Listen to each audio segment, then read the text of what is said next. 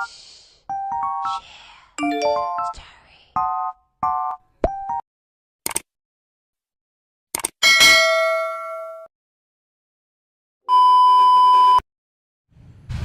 guys, good morning. It's Wednesday and kagigising ko lang guys. So, samahan nyo ako guys na mag-prepare kasi papasok tayo today sa work. So, first guys, ayusin muna natin yung higaan natin guys. And as what you have noticed, open na yung mosquito net natin kasi nga yung zipper niya guys is nasira. So, kailangan na siyang palitan. Pero since hindi pa ako nagkakaroon ng time para bumili, so for the meantime, naka-open lang muna yung mosquito net natin. So, yan guys, ayusin ko lang yung higaan, then magpe-prepare na ako guys kasi papasok na tayo sa work. So, stay tuned guys.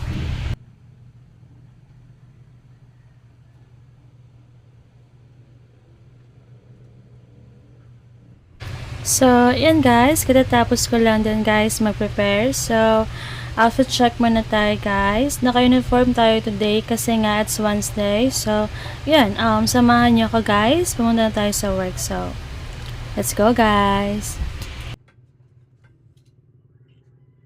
Ginagawa mo!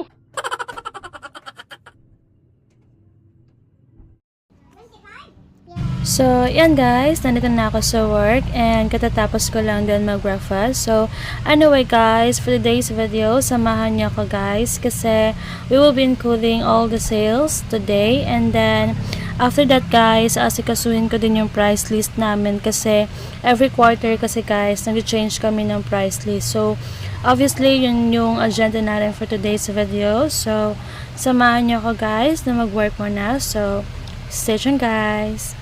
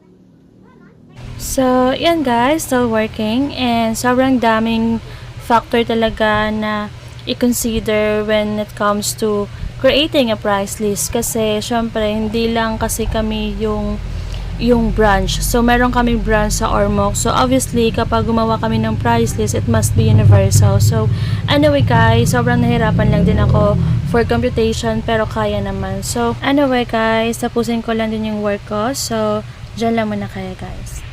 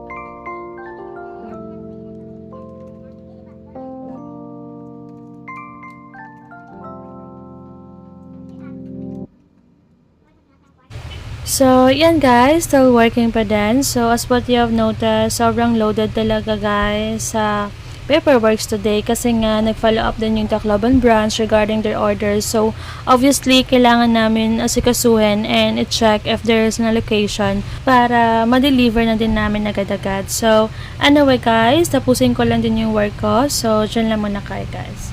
Station guys!